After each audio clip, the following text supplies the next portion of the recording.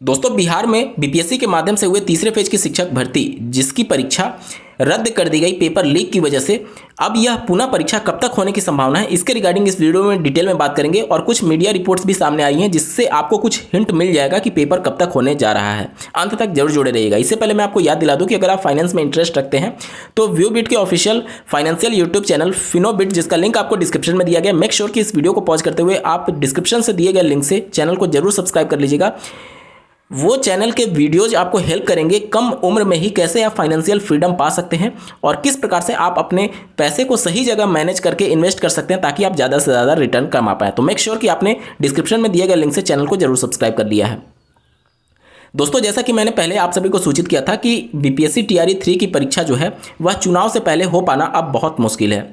मुश्किल इस वजह से क्योंकि जो एग्जामिनेशन सेंटर्स होते हैं वो अवेलेबल हो पाना थोड़ा कठिन होगा, क्योंकि आचार संहिता लग चुकी है और सारे सेंटर्स जो हैं वो चुनाव को लेकर के बिजी हो सकते हैं। तो एक दिन में सभी जिलों में ये चीज़ें करा पाना बहुत मुश्किल होगा।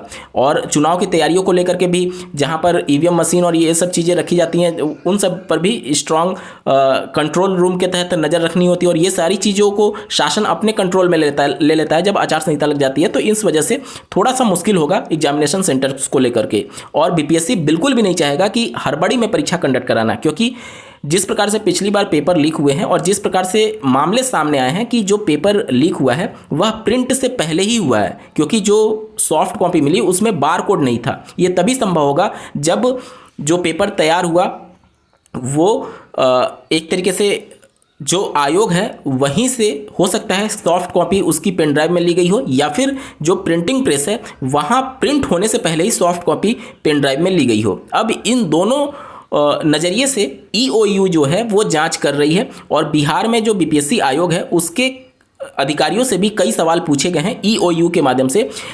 ईओयू ये जानना चाहती है कि बीपीएससी आयोग में कौन कौन से ऐसे अधिकारी हैं जिनको ये पता था कि किस कंपनी को ठेका दिया गया है और कौन पेपर सेट कर रहा है। तो कहीं ना कहीं बीपीएससी भी सवालों के घेरे में है और अगर प्रिंटिंग प्रेस से हुआ है तो उन चीज़ों को लेकर भी ईओयू आगे बढ़ रही है कि प्रिंटिंग प्रेस में कौन कौन रिस्पॉन्सिबल है पेपर प्रिंट करने के लिए, या फिर किन किन को जानकारी थी कि ये बीपीएससी का पेपर और क्या चीज़ें हो रही हैं। तो इन दोनों एंगल से जांच चल रही है। अभी ये ईओयू की जो जांच पड़ताल है वो अभी भी रनिंग में है और लगातार आयोग से इस प्रकार के प्रश्न पूछे जा रहे हैं, यानी कि आयोग पर भी सवाल तो है। और जिस प्रकार से चुनाव चल रहा है निश्चित तौर पर सत्ता भी इस समय थोड़ा सा दबाव में जरूर होगी, क्योंकि इस समय पेपर आउट होना निश्चित तौर पर कई बड़े सवाल खड़े करता है।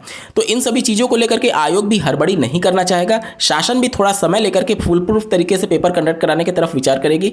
और सबसे बड़ी चुनौती है एग्जामिनेशन सेंटर को लेकर के, और कुछ बड़े बदलाव भी हो सकते हैं परीक्षा में ताकि परीक्षा सुचितापूर्ण कंडक्ट कराया जाए। इसको लेकर के कुछ मीडिया रिपोर्ट सामने आई है, चलिए देख लेते हैं।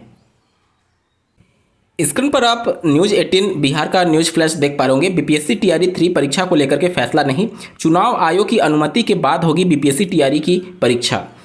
अब यहाँ पर चुनाव आयोग से अनुमति भी लेना पड़ेगा परीक्षा कंडक्ट कराने के लिए, और साथ ही साथ अभी तैयारियों को लेकर भी चीज़ें विलंबित हो रही हैं। और जिस प्रकार से पेपर आउट को लेकर के अभी भी सवाल जवाब चल रहे हैं, सवाल जवाब का दौर चल रहा है, तो कहीं भी आयोग नहीं चाहेगा कि कोई हड़बड़ी की जाए, या फिर शासन भी नहीं चाहेगा कि इतनी हड़बड़ी में परीक्षा कंडक्ट कराई जाए और फिर से वही मामला देखने को मिले। तो बहुत ज़्यादा ये संभावना है कि अब चुनाव के बाद ही आपकी परीक्षा हो पाना संभव दिख रही है और जून मिड या फिर लास्ट तक या फिर जुलाई में ही परीक्षा हो पाने की संभावना दिख रही है। इससे पहले परीक्षा शायद ना हो पाए। हालांकि अभी जब तक ऑफिशियल नोटिफिकेशन नहीं आ जाता इन सब के बारे में आप अपनी तैयारी जारी रखिए, क्योंकि अगर आयोग चाहेगा तो 10 दिन के अंदर भी ये सारी चीज़ें कंडक्ट करा लेगा।